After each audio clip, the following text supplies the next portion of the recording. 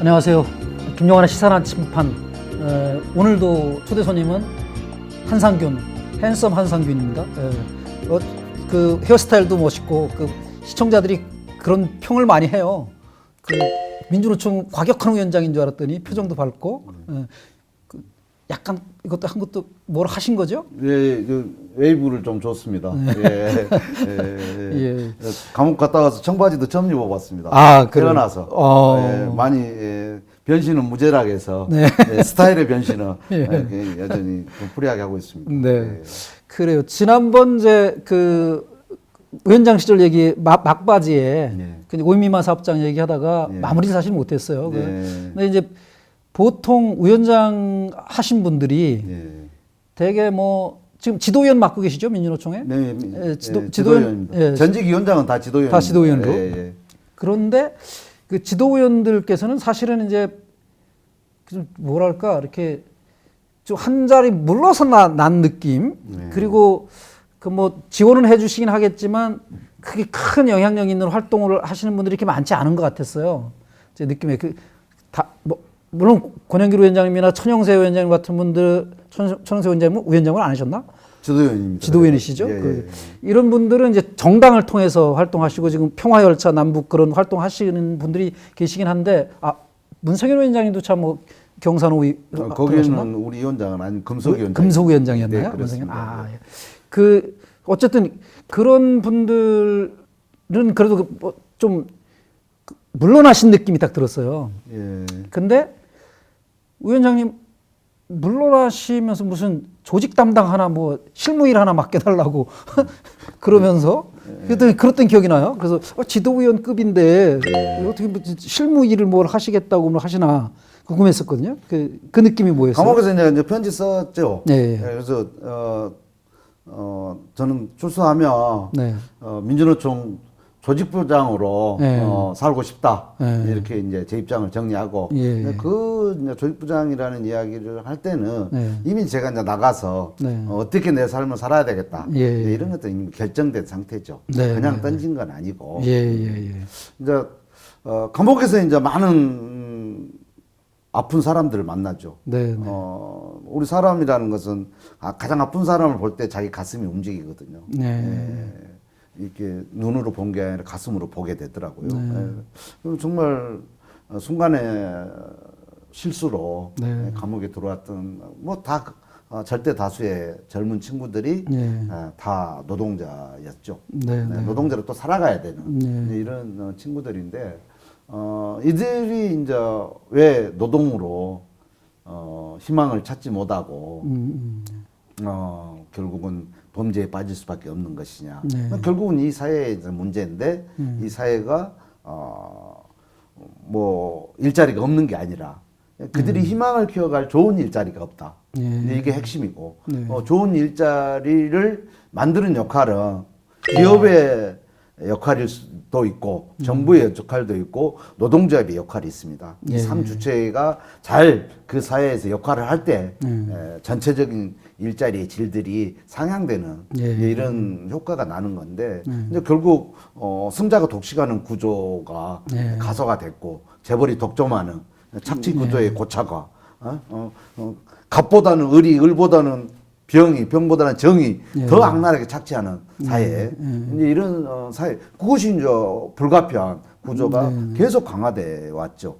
그러다 보니까 50년 전에 전태일 열사는 근로기준법을 준수하라고 애치고 몸을 불살랐어요. 근데 50년이 지나고 올해가 전태일 열사 50주기입니다. 50주기죠. 50주기에 딱 돌아봤어요. 감옥에서. 이제 50주기 전에 제가 감옥에서 나온 거잖아요. 감옥에서 생각하니까 물론 한국 사회 하면 노동운동 하면 전태일 그리고 87년 대투쟁 9697 투쟁 뭐 이런 상황으로 뭐 쌍용차 투쟁까지 이 꼭지들을 찍고 오는 거거든요. 오면서 이제 뒤를 돌아봤어요. 돌아보니까 노동조합도 할 수 없는 노동자가 과연 얼마나 될까? 얼마나 될 것 같습니까? 2천만 노동자 중에서 한 5, 600? 훨씬 많죠. 물론 지금 현재 이제 노동조합으로 조직된 노동자는 2천만 노동자 중에 250만입니다. 250만. 그러면 1,750만 명은 네. 노동조합을 하기 싫어서 안 하거나 네. 할 수 없어서 안 하는. 네. 뭐 그 중에 극소수는 뭐 필요가 없어서 안 하는 사람이 있을지는 모르겠으나 절대 다수는 노동작업을 할 수 없는 조건. 법적으로 금지되어 있어서가 아니라 법적으로 금지되어 있는 특수고용직 노동자들, 예, 특수고용, 프리랜서, 플랫폼 이런 노동자들은 당연히 법적으로 거기에 5인 미만 노동자들은 사실상 법으로 금지는 안 돼 있지만 여기서 3명 있는데 내가 노동자를 만들어갖고 노사 단체 협상이 그거 불가능한. 그래서 기업 안에서 노사관계가 불가능한 이런 노동자들이 돼요. 왜냐하면 그들은 합법적으로 근로기준법이 박탈당했어요. 뭐 이들이 그러니까 근로기준법을 최소법인데 인권이라고 봐야 되거든요. 그래서 이제 그런 법들이 박탈됐기 때문에 노동자업을 이제 그거 불가능하다. 그래서 5인 미만의 600만 노동자, 다 또 플랫폼과 프리랜서, 임시직, 특수고용 이렇게 합치니까 1,000만이 넘고 이제 거기에다가 아까 미전직 노동자가 다 합치면 1,750만. 이 노동자들의 문제를 어떻게 볼 거냐. 이게 되게 중요한 저를 죽비로 후려쳤어요. 여기에 조직부장을 해야 되겠다. 이런 이제 저희 다짐을 있었죠. 그래서 단체를 하나 만드셨어요. 그 권유하다. 공식 네이밍은 권리찾기 유니온. 권유하다. 이게 풀네임입니다. 권리찾기 유니온 권유. 권유하다. 그래서 권유하다. 근데 이것을 갖다가 이제 부르기 좋게 권유하다로만 부르고 있고 뭐 이름이 어떻습니까? 느낌은? 좋아요. 느낌이 좋아요. 그 노동운동하는 그 과격한 이미지가 없고 실제로 이제 권유하는 거잖아요. 누구에게 뭐 다양하게 권유할 수 있을 것 같아요. 우리 같이 노조 한번 해봅시다라고도 권유할 수 있고. 권유하다를 권유하는 김용환. 참 잘 넘어가죠. 근데 뭘 권유하냐? 노동조합도 할 수 없는 이 시대에 전태일의 권리를 위해서 사회운동을 하겠다. 이런 것을 함께 이제 그들의 손을 잡는 이런 연대에 나선 권유다. 좀 이렇게 잘 넘어갈 것 같아요. 비영리 사회운동 단체입니다. 그래서 유니온이 들어가 있어서 노조로 다 등록하거나 그런 줄 알았는데 그렇진 않고 운동 단체를 만드는데 저희는 지금 한 13분의 이제 운영위원들을 두고 계시고 각 정당에 지금 대표자들이 다 들어와 있고 진보 재정당 그리고 민주노총에 임원이 들어와 있고 종교 3대 종단의 관계자들이 함께 이렇게 하고 있고 비정규직 운동을 하고 계시는 기존에 이런 훌륭한 분들이 운영위원으로 참여해서 근기법 전면 적용의 문제들은 어느 한 사람의 문제가 아니라 이 사회가 함께 전선을 만들어서 강력한 사회운동으로 돌파해야 된다. 이런 데 지금 동의를 해주고 계시는 거죠. 굉장히 의미 있는 일인 것 같아요. 제가 그 민주노총 위원장님들이 이런 일들을 해주시고 계셔야 되는 거죠, 사실. 그래서 이제 민주노총 내에 조합원들만이 아니라 그 정당들도 조직하고 시민사회도 조직하고 그렇게 해서 이 울타리를 크게 만들어주고 힘이 되게 해주고 그래서 우리 사장님은 겁이 나서 내가 노동조합을 만들거나 이러지는 못하지만 그래도 노동조합에 다른 데서 만들어져 있는 큰 노동조합에 가입을 해서 저기에 조합비 조금씩 내가면서 나도 좀 보호받을 수 있으면 좋겠다고 느낀 사람들이 꽤 있을 텐데 그거 방법도 잘 모르고 무조건 그냥 노동조합은 빨갱이라고만 매도만 하는 나라 분위기 되다 보니까 그리고 헌법을 어겨도 그냥 그 뭐 청와대 초청 받아가지고 막 가서 가는 삼성 같은 그런 기업들도 있고 그러다 보니까 이제 많은 사람들이 노조 그러면 사실 불안해하거든요. 그게 이제 법적으로 금지돼 있어서 하기보다 법으로는 뭐 다 보장되어 있는데도 인식이죠. 한국 사회는 인식이고 그 인식은 한국 사회는 뭐 이렇게 되게 뭐 논리적인 이야기는 아닙니다만은 한국 사회는 냉전 사회가 만들어진 분단의 모순이 있고 그다음에 재벌 독점이 지배하는 권력이 된 자본의 계급의 모순이 있어요.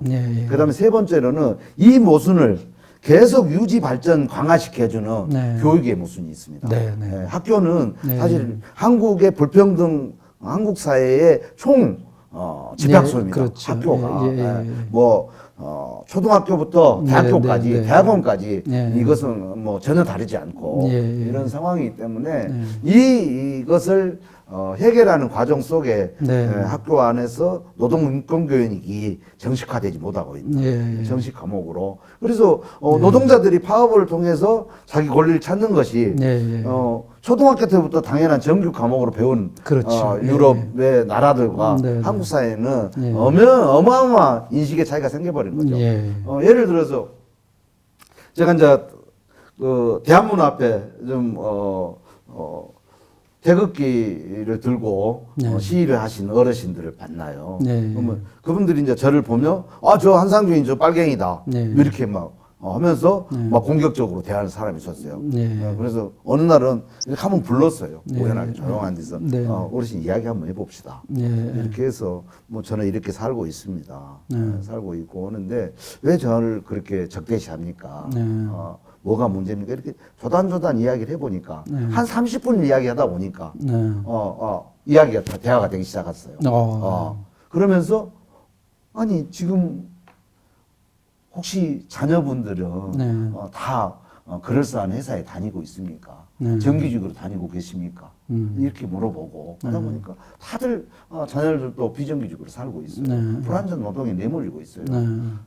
네. 죽음의 외주화에 언제든지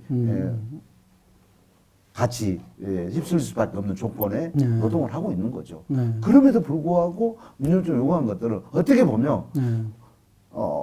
그분들은 민주노총이 상대적으로 네. 저들은 노동조합으로 조직돼 가지고 자기 권리를 찾는 집단인데 네. 나의 아이들은 그렇게 가지 못한 거에 대한 오히려 보니까 기득권이라고 한 것이 아니라 상대적으로 비교가 가고 네. 또 뭐 사상적으로 크게 다르게 봐서 그렇게 하지는 않았던 것 같아요. 네. 자기 자식이 문제고 형제들의 문제라는 것을 다 이야기하더라니까요. 30분 안에. 이게 이제 우리 문제인데 그러니까 얼마나 정치인들이 이 노동의 문제를 이용해 왔죠. 그렇죠. 예. 그 실제로 그 지금 말씀하신 태극기 부대 분들도 지금 개인적으로 이렇게 만나 보면 네네네. 다 그냥 뭐 전광훈이나 그 미래통합당이나 이런 데서 이용당하고 있는 거지. 그런 분들이 태반일 것 같아요. 뭐 제가 다 네. 전수조사는 못해서 글쎄요. 장담하기는 어렵습니다만 예. 되게 왜곡된 사상이나 네. 사실 요즘 같은 경우 유튜브를 제일 많이 보신 분들이 그러니까, 우리 부모님 세대들이거든요. 네. 그 속에서 얼마나 가짜 뉴스가 많이 예. 돌고 있습니까? 근데 여기에 노동을 적대시하고 네. 굉장히 고립시키려는 그들의 전략. 왜? 네. 노동자들이 자기들의 정치적 입장들을 옹호할 네. 수 없다는 것들이 적대시한 근본 원인이 됐을 겁니다. 예. 그 말씀 들으면서 저도 이제 뭐 교육에 대해서 좀 관심도 있고 네. 그 전교조에서 옛날에 이제 펴놨던 책에서 나왔던 게 이제 유럽 여러 나라들과 네. 교과서를 분석한 적이 있어요. 네. 근데 한 위원장님이 그 정말 민족 모순과 계급 모순과 교육 모순이라고까지 네, 네. 그 반열로 올려놓는 분은 처음 봤거든요. 전교조에서도 사실 그렇게 교육 모순이라고까지 주장을 했던 경우는 그렇게 기억이 잘 안 나요. 요즘 좀 이야기하고 있습니다. 여기 하고 있나요? 예, 예. 이 교육이 정말 바뀌지 않으면 예. 민주노총이 아무리 열심히 해봐야 정말 뭐 학교에서 배우지도 않았는데 밖으로 나와서 배우면 이제 깜짝깜짝 놀라긴 하죠. 저런 게 있었네. 우리한테 저런 권리가 있었나? 이런 생각을 하게 되는 거예요. 유럽에 이제 그 기억나는 게 지금 뭐였냐면 초등학생들이 예. 노사 교섭을 하는 거예요. 그렇습니다. 하고 예. 있습니다. 예. 정규 과목에 거의 들어있어요. 그러니까요. 예. 그거 참 그래서 이번에 처음으로 지금 정치권에서는 이거를 교과서는 아니지만 대학한테 경기도지사가 요구를 했더라고요. 그 공고를 내서 노동인권 과목을 3학점짜리 한 강좌를 실어서 강사를 들여다 쓰면 그 강사를 경기도에서 주겠다. 지금 10개 학교를 선정하는 걸로 들었고 되게 저는 모범적인 사례로 봅니다. 그래서 다른 광역단체처럼 좀 전파됐으면 좋겠다. 근데 저는 여기다 하나 이 방송을 중앙정부가 들어가지고 자기들이 정책으로 바뀌는 쉽지 않을 것 같은데 예. 지방 정부들은 왜냐하면 지방 정부에서 뽑는 네네. 노동자들 꽤 있거든요, 공채로. 예, 예, 예. 이런 이제 공채는 뭐가 있습니까? 시험이 있잖아요. 네네네. 이런 시험을 나는 지방 정부에서 좀 주목했으면 좋겠다. 네네네. 무슨 의미냐면 노동법 같은 거라든가. 시험에 있잖아요. 노동의 문제를 10% 네. 정도는 내야 된다. 네, 근데 네. 아직까지 국가고시나 지방고시에 예, 노동의 문제는 단 한 문제도 없어요. 그러니 네. 학교에서 이거 배울 의미가 없죠. 네. 예를 들어서 노스쿨에서도 네. 노스쿨을 졸업한 쪽에 노동법은 몰라요. 몰라요. 그게 별로 자기 성적에 도움이 안 된다는 예. 거예요. 이런 상황이기 때문에 만약에 다음 대선에서 네. 핵심 공약을 누군가 낸다라면 예, 예. 내가 이 교육을 바로 바꿀 수가 없잖아요. 네, 그러면 네, 역순으로 한번 해보자는 거야. 네, 네. 그것을 추진력을 만들기 위해서는 네, 시험이라는 매개를 한번 그렇죠, 만드는 것이 그렇죠. 예, 공무원 시험 보려면 예. 반드시 노동법도 알아야 노동법 해야 되고. 된다. 예. 그래서 충격요법이 좀 필요하다. 예. 한국 사회가 이런 저는 제안을 네. 요즘 여기저기 하고 있고 네, 네. 또 두 번째로는 네. 요즘 이제 학교도 이제 가끔 가요 제가. 예. 그럼 학생들이 요즘 알바 문제에 대해서 네, 네, 관심이 많고 예. 다른 게 관심이 없어요. 가서 예, 물어보면 예. 왜 예. 알바는 자기 직접적으로 예, 지금 예, 몸에 예, 와닿는 예. 문제거든. 예, 임금을 떼인 문제라든가 네, 부당한 이익이라든가 휴게 시간이라든지 예, 예. 이런 문제가 다 와닿는 문제로 관심을 그때는 하고 예. 나머지는 관심이 없어요. 그럴 때 이런 딱 한마디를 던지죠. 너희들은 뭐 사실 노동자가 뭐 배울 필요 없다. 역으로 제가 한마디 던져요. 그러면 선생님 왜요? 이렇게 이제 물어보거든요. 네. 물어볼 때 너희들 중에서 노동조합이 있는 회사로 들어갈 가능성은 1%도 되지 않는다. 네. 아마 그럴 것이다. 네. 근데 이런 이야기를 하면 그럼 우리는 어떻게 해야 돼요? 노동조합이 없는 데에서 불이익을 훨씬 더 많이 당하는데 그럴 때 너희들이 신변에 노출 없이도 그 문제를 해결하는 가장 유일한 길은 직장갑질 119나 권유하다 일 것이다.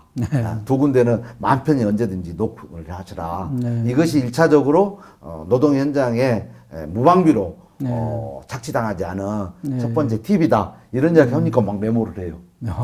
이제 이런 것들을 예, 이야기. 예, 그만큼 예, 학교에 네. 노동에 대한 중요도가 빠져 있다. 이렇게 보고 있는 거죠. 그 지금 직장갑질 일구나 이렇게 권유하다 이렇게 얘기 들으니까 조금 지나면 알바 노조 이런 데 있잖아요. 네네네. 그게 민주노총보다 더 알바생들에게 더 뭐 하는 것 같이 느껴지잖아요. 막 TV 광고도 막 나오고 하니까 네네네. 이제 권유하다가 그런 역할을 하셔야 되는 거 아니에요, 사실? 뭐 이제 첫 발을 뗐기 때문에 네. 해야 될 일들은 대단히 많은데 네. 이제 그 중에서도 첫 번째 이제 사업으로 네. 가짜 5인 미만 사업장 고발센터를 네. 운영하고 예. 왜냐하면 5인 미만 사업장에 예. 이 모순이 집약돼 있어요. 네, 네, 네. 온갖 악법들이 예, 거기서 굉장히 인식으로 예. 관례로 예. 탈법으로 예. 뭐 불법적으로 이렇게 다 활용하거든요. 예. 그렇게 해서 저희가 실태 조사를 해봤어요. 네. 왜 그럴 거냐 네. 해봤더니 규모가 영세하다 해서 지불 능력이 영세하진 않아요. 네. 저희가 실태 조사를 해보니까 규모의 영세와 지불 능력과의 네. 상관관계는 한 절반 정도는 해당돼요. 네. 그렇지만 절반 정도는 그렇지 않다. 네. 이런 것들이 확인됐고 그럼 어떻게 하냐? 네. 서류상으로 가짜 5인 미만을 만드는 경우가 첫 번째가 있어요. 실질적으로는 10명, 8명 일하는데 네. 4명 쪼개버려요. 같은 일을 같은 공간에서 하는데 작업 지시를 같이 받는데 4명을 어떻게 쪼개요? 부부가 같이 부부가 쪼개서 대표이사를 따로 만든 거죠. 그러면 두 개의 회사처럼? 두 개의 회사로 만든 거죠. 서류상으로만. 예, 서류상으로만. 그 다음에는 5명이 있다. 네, 네. 5명 있으면 3명만 등록을 하고 네. 4대보험을 주는 노동자로 네. 고용을 하고 네. 나머지는 임시직으로 쓰는 방식을. 근데 이 5인 미만이라는 법은 네. 실질적으로 4대보험을 받던 안 받던 그 안에서 일하는 그렇죠. 전체 수로 네, 네. 결정하게 돼 있어요. 예, 근데 이것을 사용자도 모르고 그렇게 하는 네, 경우도 네, 또 네, 있어요. 네, 네. 이런 경우라든지 예. 하여튼 보니까 너무나 다양하게 편법을 쓰고 있고 이것을 또 이 시민운동을 하고 있는 조직들 있잖아요. 종교, 시민, 인권, 여성, 생태 이런 종교 이런 단체들에서 이런 활동가들까지도 뭐 내가 이것이 내 노동이 정당하게 노동의 권리를 보장받아야 되는 것을 망각하고 있더라. 그만큼 이 사회가 굉장히 노동을 천시하고 있는 이런 것들을 이제 적나라하게 하고 있어서 이 문제를 5인 미만 신고를 하는 데 있어서 또 쉽지 않을 거 아닙니까? 누가 하겠어요? 잘못하다 그나마 또 다른 데 시집길도 막혀버리면 굶어 죽으란 말이냐 이런 이야기가 많아서 굉장히 저희가 이제 고민 끝에 QR코드라는 방식을 만들어서 적용했어요. 전화를 하면 내가 전화하는 흔적이 남아요. 저한테 전화 오면 누가 온지 알잖아요. 그렇죠. 그러면 그 피해를 당한 사람이 이런 A라는 사업장에서 나는 이런 불이익을 당했다. 여기는 가짜 5인 미만 사업장이다. 여기서 이 사업장을 특별 근로 감독을 해라. 라고 할 수가 있어야 되는데 누가 고발하는지가 다 드러나요. 이것을 피하기 위해서 저희가 고안해놓은 것이 익명성을 보장하기 위해서 QR코드를 했어요. QR코드를 하면 그 전화번호에 흔적이 남지 않고 우리 신고센터로 바로 내용이 연결되는 이런 방식을 찾았거든요. 그래서 5인의 절망의 숫자 5를 기적의 숫자 5로 만드는 100만인의 직접 행동 이걸 이제 만들었어요. 그래서 100만은 누가 해야 되냐? 우리 조직 노동자 100만이 해야죠. 100만이 5장씩 이 QR코드를 갖고 나의 가족과 친구와 지인과 이웃의 이 불합리함을 사회적으로 해결하는데 동참하도록. 그러면 500만 명이거든요. 그러면 실질적으로 가짜 5인 미만 사업장에 있는 5인 미만 사업장에 있는 절대 다수의 노동자들이 접촉면이 가능한 산술적으로는 그렇습니다. 이제 이런 정도의 전수조사급으로 하겠다. 꿈은 큰데 어마어마한 재정과 노력과 인력 노동자들이 그리고 자원봉사자들이 결합돼야지만 가능한 이런 사업입니다. 근데 이미 시작됐어요. 시작된 거죠. 그 될 것 같아요. 그 아이디어가 우선 너무 좋아서 박수 한번 일단 보내드리고 싶어요. 감사합니다. 그 QR 코드 그거 그러니까 실제로는 외국처럼 우리도 내부 고발을 하거나 공익 제보를 하면 칭찬을 받아야 될 일인데 지금은 우리는 찍혀서 그냥 직장에서 쫓겨날 것 때문에 그걸 못하는 사람들한테 야단칠 수가 없어요. 그런데 이제 그거를 딱 보호할 그거를 만들어 주셨다 그러니까 이제 5인 미만 가짜 5인 미만 사업장에 있는 분들은 그걸 통해서 이제 하시면 될 것 같아요. 근데 또 진짜 5인 미만도 있잖아요. 그분들도 굉장히 또 열악한 분들이잖아요. 법적으로 다 그냥 근로기준법 안 지켜도 되는 회사 그래서 이제 이게 한번 성공하고 나면 이 이슈를 돌파하고 나면 이렇게 이슈 돌파해가지고 집단 대표 소송을 해요. 뭐 전화 지금 익명의 고발인들을 대신해서 사회적 고발로 하는 고발인단을 모집합니다. 이미 대표 고발인들은 선정이 돼 있어요. 민주노총 법률원장, 전태일 재단 이사장인 이수 이사장이 비정규직 운동을 하고 있는 김혜진 동지, 뭐 이렇게 딱 구성이 돼 있거든요. 이렇게 이제 해 나가고 나머지 사항들은 이제 시민들이 참여를 해서 직접 그들을 조직에 내는 과정이 필요합니다. 그러면 이걸로 해가지고 1차 돌파를 하고 나면 결국 이 특별 근로감독을 노동부가 안 할 이유가 없죠. 그것도 이제 구체적으로 정리 갈 거예요. 한 100만이 들어왔다 하면 수십 개의 업종이 나눠질 거 아닙니까? 거기에 제조업부터 서비스업까지 각각에 특히 공공기관도 어마어마해요. 특히 요양이나 이런 데는 정부 기관임에도 불구하고 이런 일들이 비일비재하게 악용하고 있어요. 그래서 뭐 12개월 되면 잘랐다가 다시 들어오고 임금을 다시 조정한다든가 온갖 편법들이 여전히 지금 벌어지고 있다. 이런 것들이 제보가 지금 속속 들어오고 있어요. 이것을 하고 나면 이제 그 다음에 해야 할 것이 방금 말씀하신 5인 미만 숫자에 구애받지 않고 일하는 노동자 누구한테는 4대 보험과 연차휴가, 근로기준법 이런 정도는 적용받는 한국사회에 이것이 그래도 경제 대국다운 선진국으로 가는 기본 절차가 아니냐. 이런 상황까지 1차적으로 거기 목표로 하고 있습니다. 거기까지 가는 게. 네. 정말 이런 일들을 하는데도 아직도 그 무슨 대기업 노조 무슨 뭐 정규직만 하는 그런 것으로 이제 비난하는 사람들이 있어서 지금 굉장히 중요한 일을 하시고 이거 많이 알려졌으면 좋겠고요. 이제 거의 이제 시간이 다 돼가서 이제 마무리 삼아서 일반 시민들도 그 권유하다 쪽에 뭐 도움이 되거나 뭐를 할 수 있는 일이 좀 있겠죠? 권리찾기 유니온 권유하다를 검색하면 저희 이 연대를 연결하는 운동장이 나옵니다. 그것을 이제 우리는 플랫폼이라고 하고 있고 플랫폼에 들어오면 이런 안내들이 가능한 구조가 돼 있어요. 여기에 같은 동병상련을 하고 있는 출판이면 출판, 그다음에 아주 그 개인 병원들이 영세하잖아요. 규모가 거기는 대체적으로 노동자 가입이 제로 없어요. 이런 노동자들이라든지 각각의 이제 업종별로 모일 수 있는 운동장이 있고 그 안에서 그래서 서로 이제 우리는 뭘 먼저 해결할 것이냐 이런 민주적 결정 방식도 있고 근데 이것을 운영하는데 이제 재정이 필요하잖아요. 근데 이 사회가 근본의 문제를 개혁하는 데 있어서 당사자들이 직접 나선다니 사실 얼마나 무모한 도전이자 정말 새로운 희망을 열어가는 도전이거든요.